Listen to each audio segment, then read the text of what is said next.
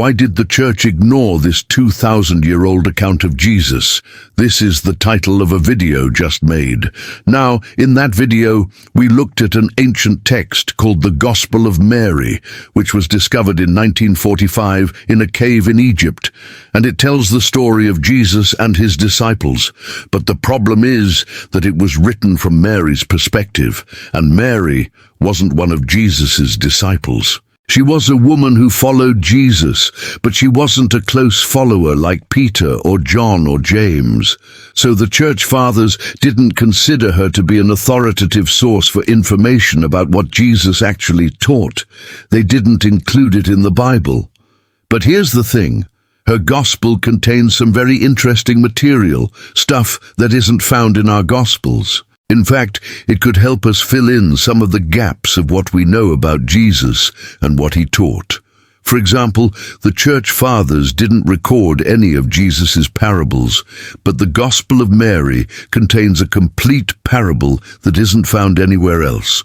It's called the parable of the fig tree, and it goes like this. One day Jesus was walking past a fig tree, and he stopped to take a closer look at it because it had no fruit, but only leaves.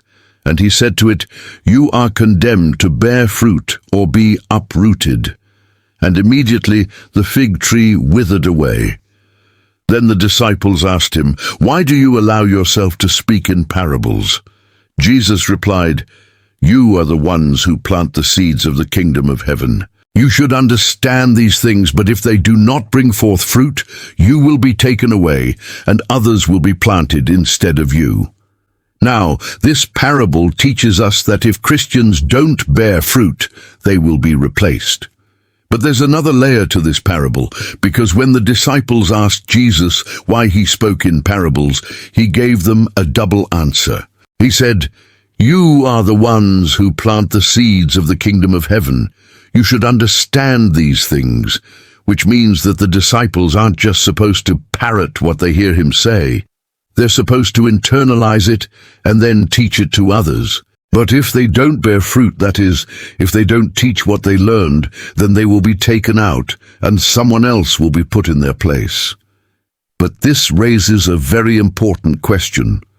Why did Jesus speak in parables in the first place? Was he trying to hide his teachings from the general public? Well, if you want to know the answer to that question, make sure to watch this video next.